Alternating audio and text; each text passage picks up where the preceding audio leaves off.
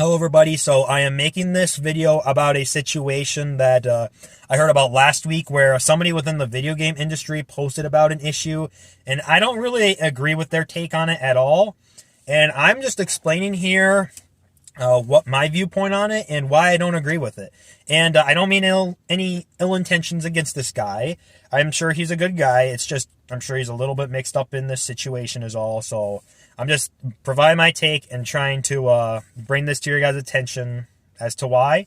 Anyways, the person in question is Masakazu Sugimori, and I'm sure I butchered that pronunciation, and I'm sorry about that.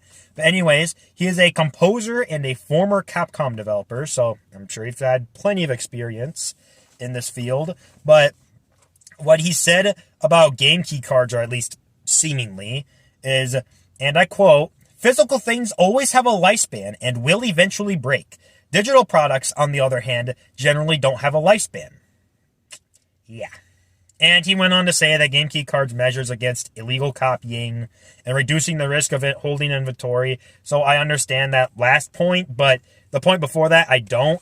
And admittedly, he didn't explicitly say game key cards before that second point, but then he said Nintendo's then he started talking about like how Nintendo's like helping to preserve that or something along those lines, I think. So it certainly makes it sound like that point is trying to defend Nintendo.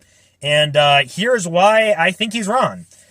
First off, companies can take away your access to digital games whenever they want. We have seen this before, and I'm sure we'll see this again in the future. If you try to download a 2K game on the Nintendo Switch, you'll most likely have to agree to something that says they could take away your access whenever you want. And I'm sure that that's for every company.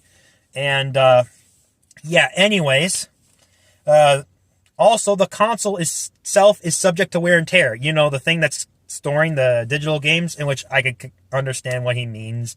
But still, I just thought I'd throw that out there. And as a third point, games data on a system can get corrupted. And sometimes the only way to fix that is to re-download the game. And when the console's online servers are down, there's no way to do that. So there's no way for you to access the digital copy of that game again. And now, if we're just saying like that none of those things are true and that digital copies do truly last forever, and game key cards are also subject to wear and tear, and they allow you to download the digital copy, but you still need to use the dang key card to play the game. So that line of logic just completely does not make sense in that situation. Anyways, that was just my thoughts on the situation. That's about it. So